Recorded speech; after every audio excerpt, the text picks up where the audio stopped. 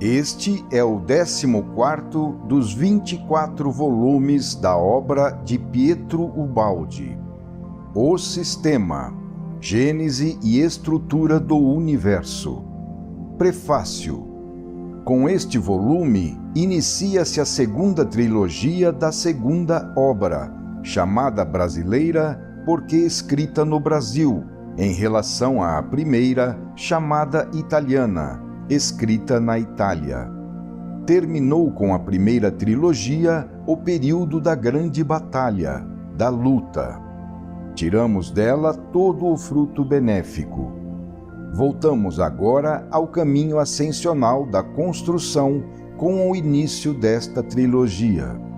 Retomamos neste escrito os conceitos dos volumes A Grande Síntese e Deus e Universo, nascidos em 2 períodos diversos da minha maturação, filhos de estados de alma diferentes, a fim de fundi-los num só, formado pela atual e mais profunda maturação adquirida.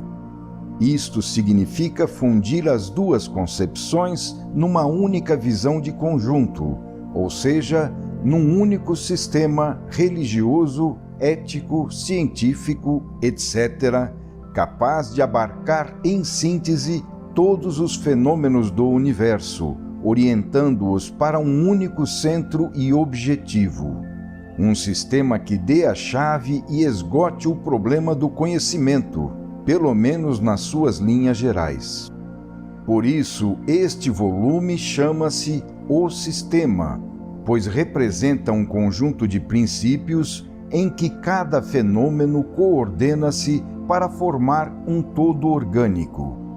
Nesta visão global, irão se fundir e nela permanecer inseridas a concepção científica de A Grande Síntese, vista em função do homem, juntamente com a concepção teológica do volume Deus e Universo, vista em função de Deus. A Grande Síntese é uma visão do alto, isto é, vinda do espírito para baixo, ou seja, para o mundo físico da matéria até o homem.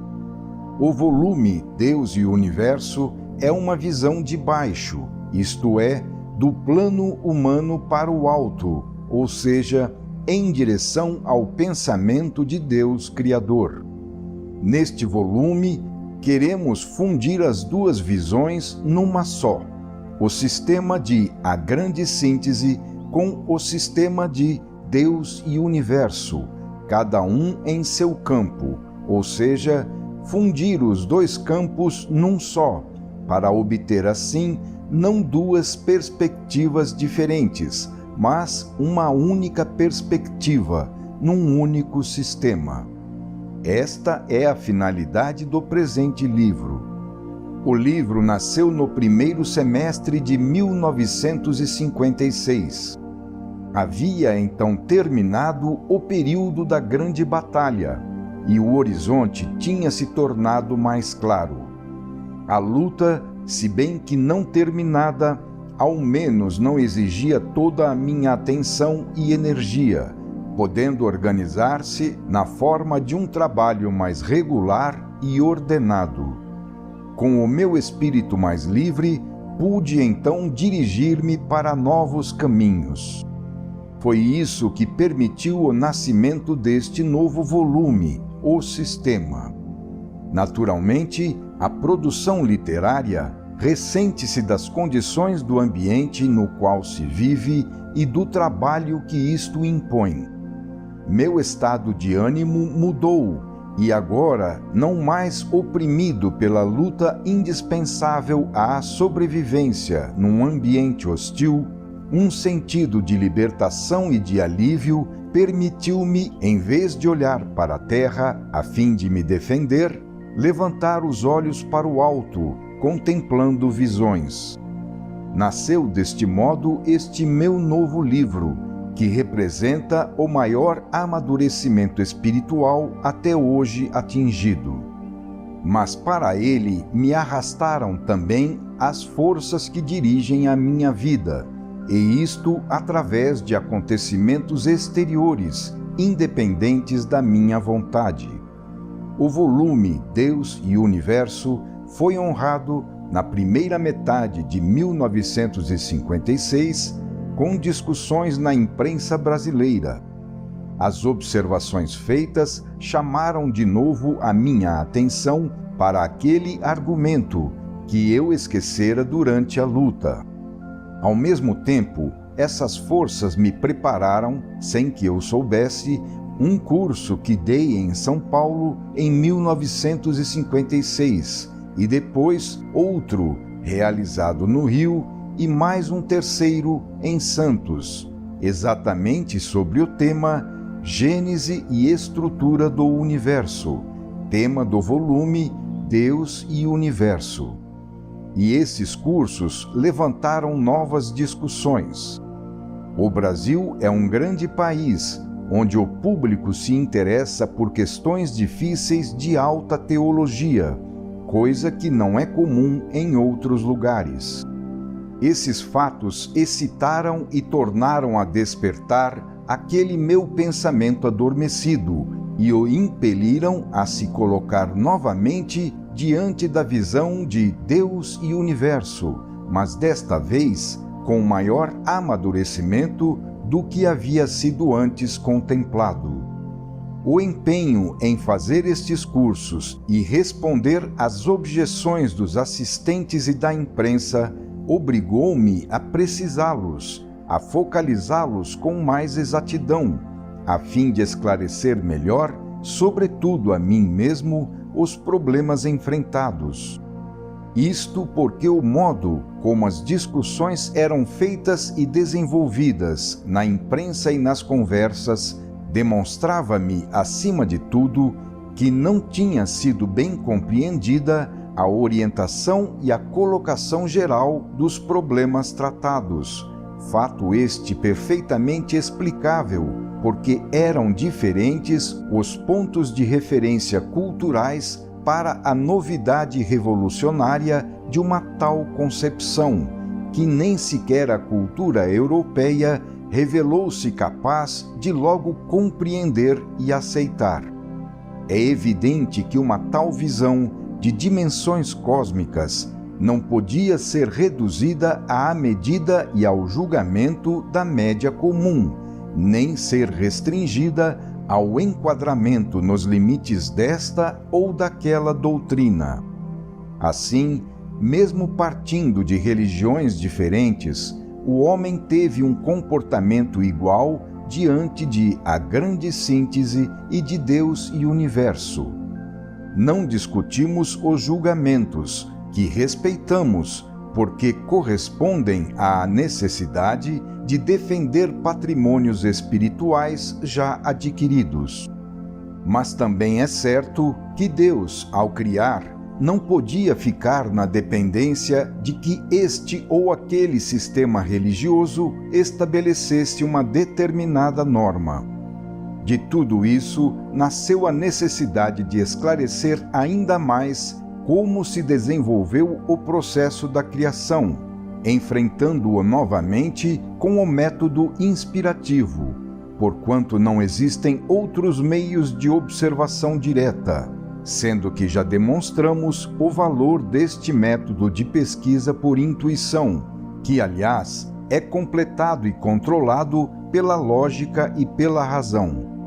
Respeitamos todas as fontes tradicionais, mas Galileu, para resolver os problemas astronômicos, lançou-se, tal como a ciência moderna, ao estudo dos céus, utilizando o telescópio e o cálculo, e não a Bíblia. Assim, embora a Bíblia dissesse que Josué havia parado o sol, Galileu, não obstante ser julgado herege porque contradizia a Bíblia, continuou, com toda a razão, a dizer, abre aspas, e no entanto a terra se move, fecha aspas. Por isso, assim como Galileu, só podemos responder às objeções da imprensa dizendo que, apesar de tudo o que afirmam as diversas doutrinas, as coisas são exatamente como estão descritas desde o princípio do volume Deus e o Universo. Para termos a certeza disso, neste volume, O Sistema, a questão foi toda reexaminada, sendo a visão novamente vista em seu conjunto e em seus pormenores. Deste novo exame crítico e analítico, resultou a confirmação de todas as afirmações precedentes, demonstradas com maior evidência. Esta é uma análise ainda mais atenta. Se houvesse erros, eles deveriam aparecer, e não apareceram. Eu teria gostado muito que a crítica alheia me houvesse apontado erros. Mas, tal como ocorreu na Itália com a condenação de A Grande Síntese, a crítica não se limitou a ver se a teoria era verdadeira ou falsa à luz da lógica e dos fatos, mas apenas a verificar se ela correspondia a uma unidade anterior de medida, dada pela medida da própria doutrina. Assim, a crítica não me ofereceu, como eu teria desejado, alguma coisa que pudesse contribuir para melhorar meu trabalho, nenhum fato positivo que verdadeiramente enfrentasse a substância dos problemas. E é isto o que mais interessa ao pesquisador apaixonado. O que lhe interessa de fato não é verificar se ele está de acordo com esta ou aquela doutrina particular, mas sim obter respostas às suas perguntas e saber como realmente ocorreu o fenômeno da criação. Assim como aconteceu com a Grande Síntese, o fato repetiu-se agora. Qualquer verdade nova acha-se diante de outras verdades já admitidas. Se a nova verdade concorda com elas, é julgada verdadeira. Se não concorda, é julgada falsa. Assim, as verdades novas que estão se desenvolvendo nestes volumes são diferentemente julgadas. Há sempre luta entre o velho e o novo. O velho possui as posições já conquistadas, mas envelhece e se cansa. O novo deve conquistá-las, mas é jovem e tem direito à vida. Ninguém pode deter o progresso, que apesar dos conflitos, continua a avançar sempre impassível. Trata-se de uma lei irresistível da vida. Basta esperar. Para compreender o novo, precisa-se de tempo. Foram necessários 20 anos para que a Grande Síntese fosse compreendida. Para que o livro Deus e o Universo seja também compreendido, mais ainda será necessário. No momento, a resposta às discussões sobre o volume Deus e o Universo só poderia ser a mesma já dada às objeções que se fizeram sobre o volume A Grande Síntese. Não renegar, mas sim reafirmar, encontrando novas confirmações por meio de um estudo mais profundo do problema. Assim, tudo se reduz a explicar ainda melhor, cada vez mais clara e evidentemente, até que se compreenda. A única dificuldade que pode surgir como causa de dissensões é não se haver explicado o bastante. O remédio diante de qualquer condenação é apenas insistir, explicando sempre mais claramente. O problema não é modificar, mas sim ser compreendido. Assim nasceu este livro. Embora suscetível de contínuos desenvolvimentos, agora ele já esclarece tudo, pelo menos em suas grandes linhas, especialmente a mim próprio, que sou difícil de convencer. E ele me convenceu, eliminou em meu atual estado de amadurecimento todo resíduo de dúvida que sempre permanece no fundo da mente de qualquer pesquisador honesto. Assim, a teoria da queda não só não morreu, como se reforçou em mim, fundindo-se com a concepção de a grande síntese e a absorvendo. Por isso, essa teoria continuará a constituir a espinha dorsal das obras que estou escrevendo, de modo que os meus futuros livros não só a confirmarão, como continuarão a se elevar nestas bases, esclarecendo cada vez mais, desenvolvendo, aplicando e convencendo. Quanto mais se estuda o que é verdadeiro, menos dúvidas se tem. Foi assim que a verdade sempre caminhou desta forma. As resistências fazem parte do seu processo evolutivo. Trata-se de uma lei igual para todos, que nós não podemos modificar, devendo apenas aceitá-la. É justo e devemos defender as velhas verdades já conquistadas. Mas, às vezes, repudiando e sufocando o que é novo para defender o patrimônio já possuído, tenta-se impedir a vida de conquistar outro patrimônio melhor. No entanto, como é explicado neste volume, o impulso do progresso vem de Deus e, como tal, esse impulso é o mais forte e não pode deixar de vencer. São Vicente, Natal de 1956. Final do prefácio.